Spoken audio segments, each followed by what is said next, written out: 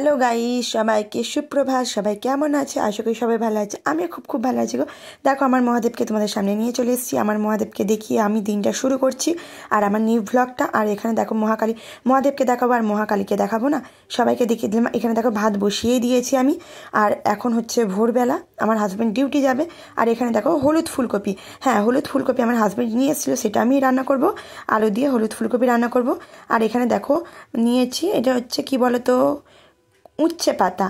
উচ্ছে গাছ তোমরা নিশ্চয়ই জানো। উচ্ছে পাতা দিয়ে বড়ি, আলু, বেগুন দিয়ে চচ্চড়ি করব। খেতে কিন্তু ভালো হয়, কেন এতে কোনো সার টার দেওয়া নেই, তো খেতে ভালো হয় গো। তোমরা করে দেখো। আর এখানে দেখো অন্ধকার দেখছো, ভোরবেলা প্রচুর অন্ধকার। একদিন উঠতে দেরি হয়েছে বলে বারবার তো উঠতে দেরি হবে না, তাড়াতাড়ি উঠেছি যাতে তাড়াতাড়ি হয়ে যায় আমার রান্নাটা এবং সমস্ত কাজ করতে পারি। আর দেখো এত কুয়াশা পড়ছে, কুয়াশার জন্য দেখো দোরঘর শুকনো হচ্ছে না, শুকনো হতে দেরি হচ্ছে। যেন জল সব করছে, কিন্তু আমি মুছেছি অনেকক্ষণ ঘর দালান। আর এখানে দেখো ফ্রিজের ভেতরে আমার রয়েছে মানে সব কিছু যেগুলো আছে সেগুলো আমি বের করে নিচ্ছি একে একে। আর এখানে ডিম আছে, ডিমটা আমার হাজব্যান্ড নিয়ে এসেছিলো, ডিমটা আমার প্যাকেটে রেখে দিয়েছি, বার করা হয়নি, রাত হয়ে গেছিলো বলে। আজকে সব গুছিয়ে রাখবো। আর বেশি কিছু রান্না করব না জানো তো, একটু অল্পর মধ্যে রান্না করব।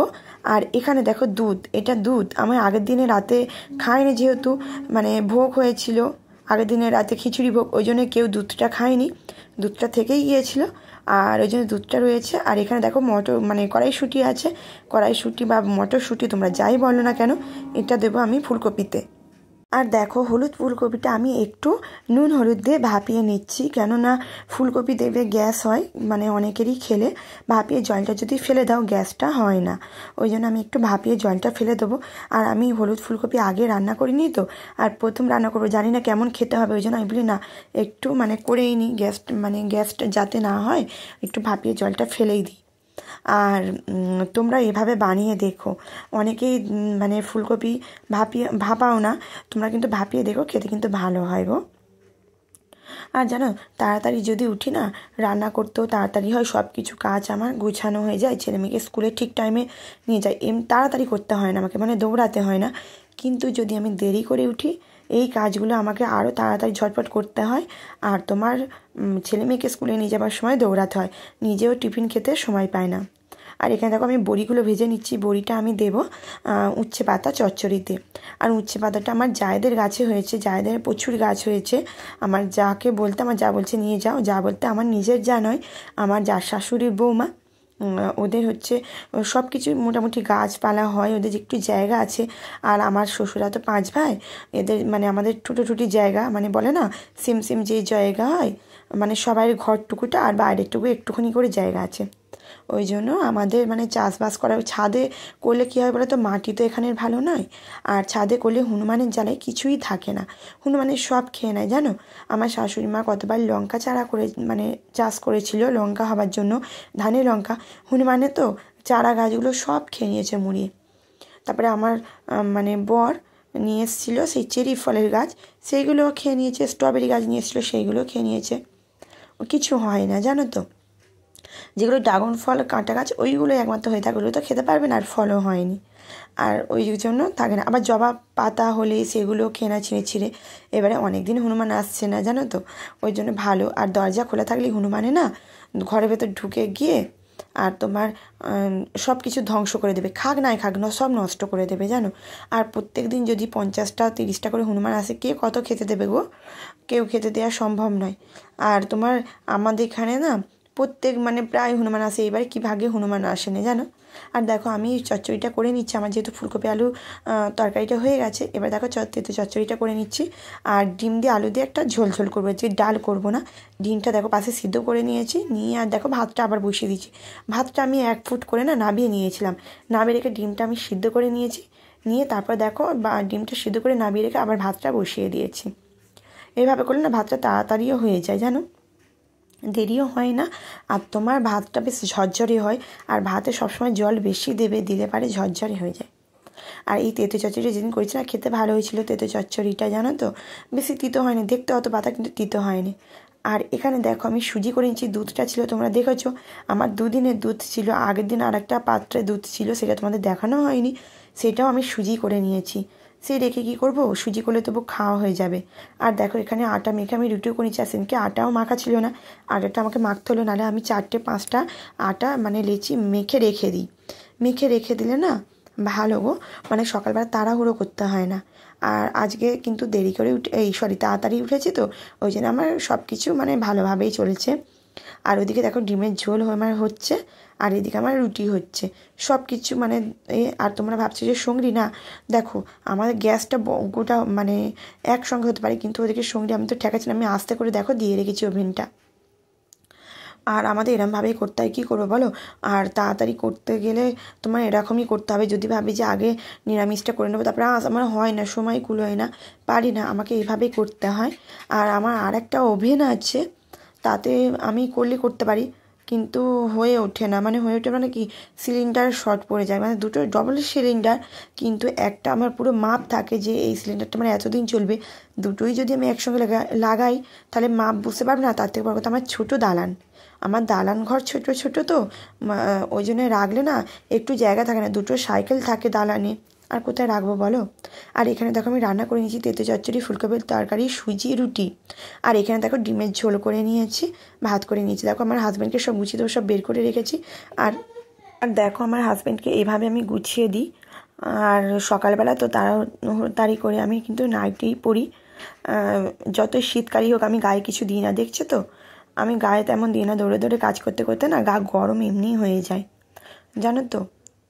আর দেখো সব তুলে দিচ্ছি, টিফিনের, ভাতের, সব কিছু। আর এখানে দেখো, আর তোমরা কিন্তু খারাপ মাইন্ডে নিও না, আমি কিন্তু যেমনভাবে আমার সংসার আমি গুছোতে পারি সেভাবেই দেখাচ্ছি, তোমরা কিন্তু খারাপ মাইন্ডে নিও না গো। আর আমাদের না শর্ট জায়গার জন্য আমরা খাবার টেবিলও কিনতে পারি না, জানো। মানে আমার ওপরের ঘরটা কমপ্লিট হয়ে গেলে আমরা সব এক এক আমার হাজব্যান্ড করে নেবে, ইউটিউবের টাকাই নয়, নিজের আমার স্বামীর যা খাটে, আমার স্বামী রোজগার যা করে ওতেই হয়ে যাবে।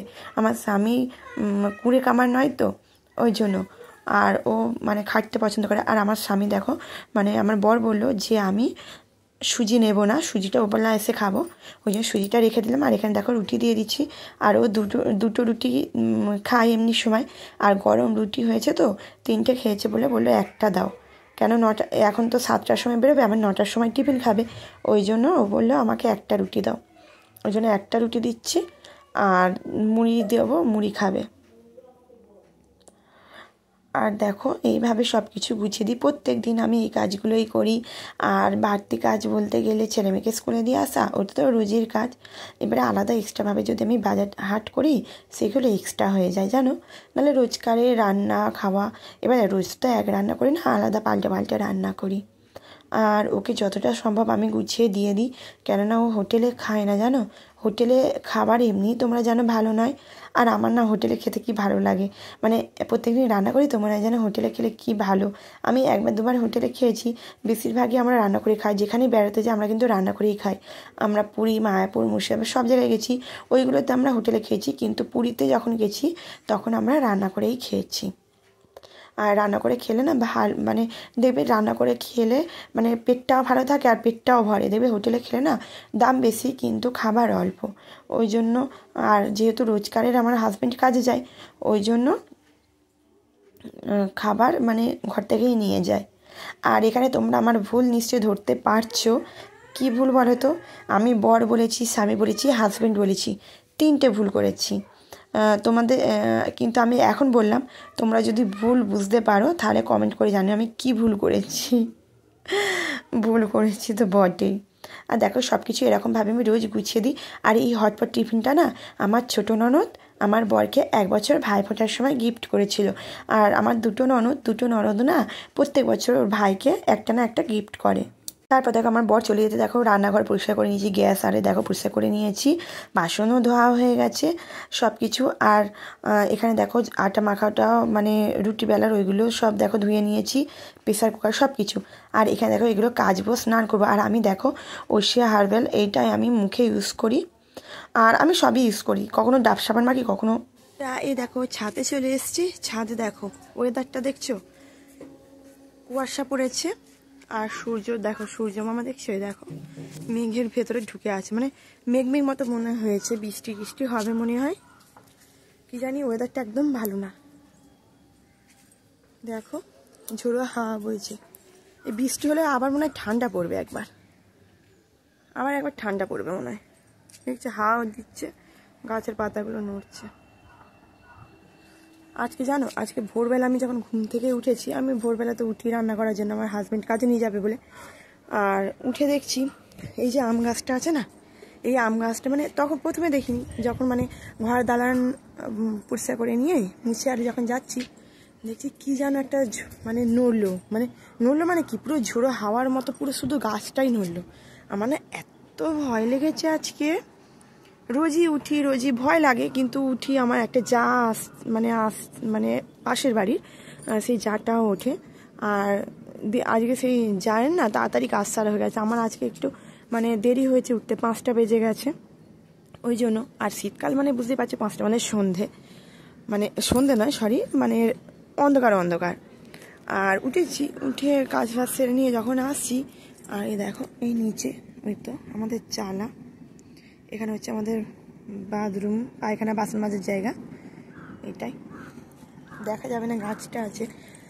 আর এই যে চালের এইখানটা, এই গাছটা এই দেখো এরকম মানে পুরো মানে নড়েছে, যে গাছটা পুরো ঝোড়ো হাওয়ার মতো নড়েছে, মানে এত জোর আওয়াজও হয়েছে।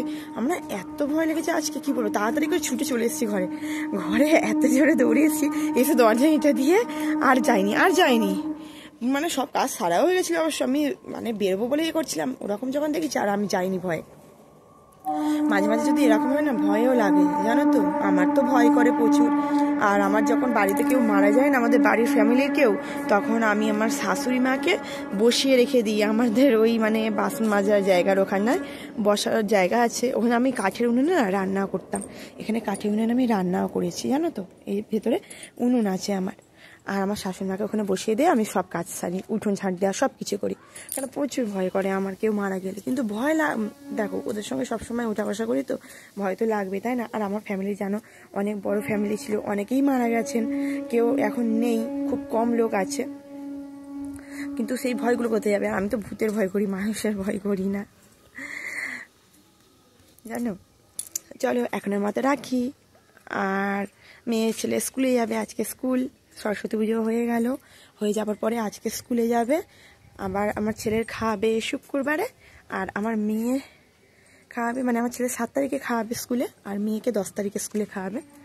আবার 10 তারিখে হচ্ছে আমাদের বাড়ি আমার নখুর শাশুড়ির মানে নাতি, যমজ ছেলে হয়েছিল আমাদের বাড়িতে, সেই যমজ আমাদের ছেলের অন্নপ্রাশন হবে। আর ওই জন্য দেখো না, সোমবার দিনেই আবার খাওয়ানো কি হবে দেখি।